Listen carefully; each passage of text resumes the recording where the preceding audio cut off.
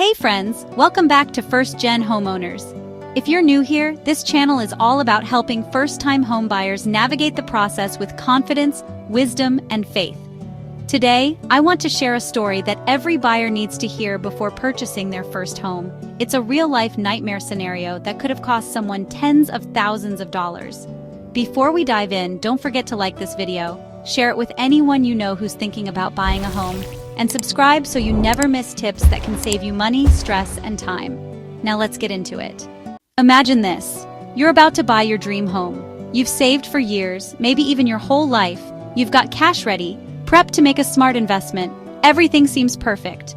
But then, the seller has other plans. And what happens next? It could cost you tens of thousands of dollars, or worse, your peace of mind. I recently read a story on Reddit about a home purchase in Federal Way, Washington, and it is a perfect example of why every buyer needs to stay alert. The house was a 1.5-level single-family home built in the 1990s. On the surface, it looked decent. But here's the first red flag. It had been sitting on the market for over 4 months.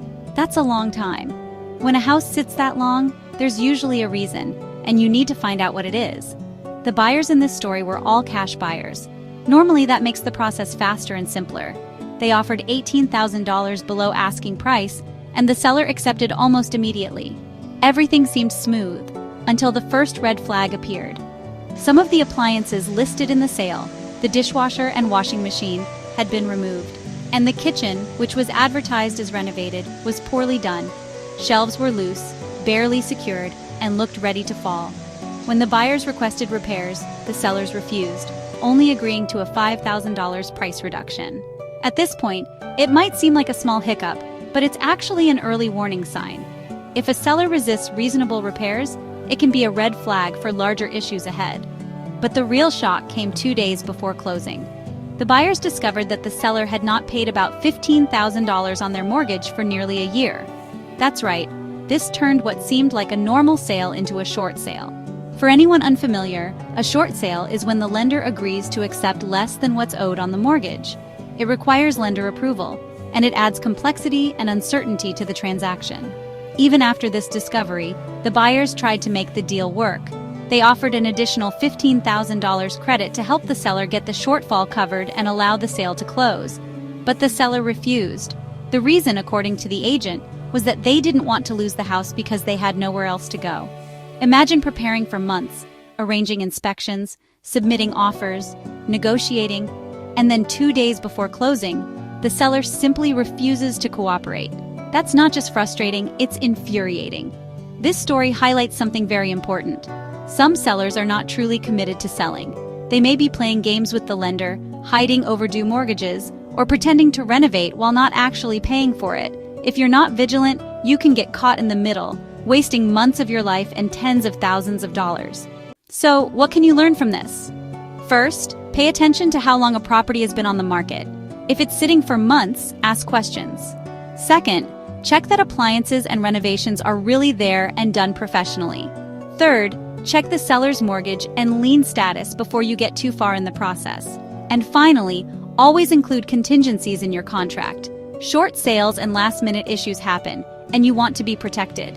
Now let's think about this.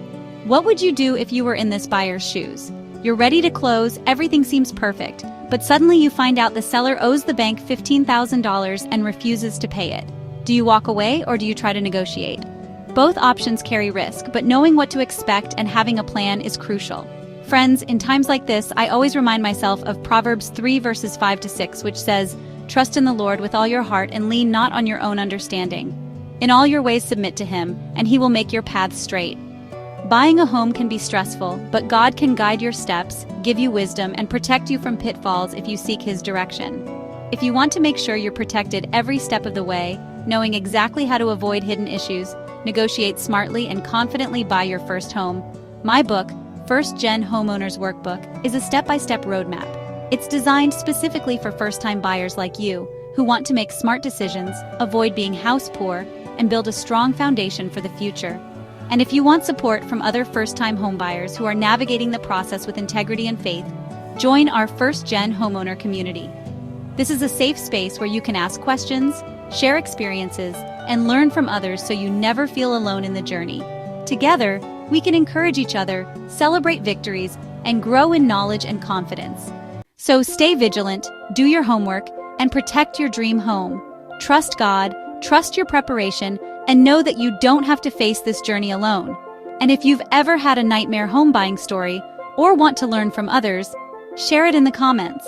I read every single one, and your story could help someone else make a smarter, safer decision.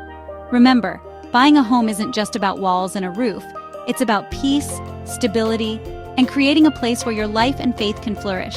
Stay alert, stay prepared, and let God guide your steps. And before you go, don't forget to like this video, share it with someone who needs it, and subscribe so you never miss tips that can save you money, stress, and time. With the right knowledge, resources, and community, your home buying journey can be exciting, empowering, and a blessing.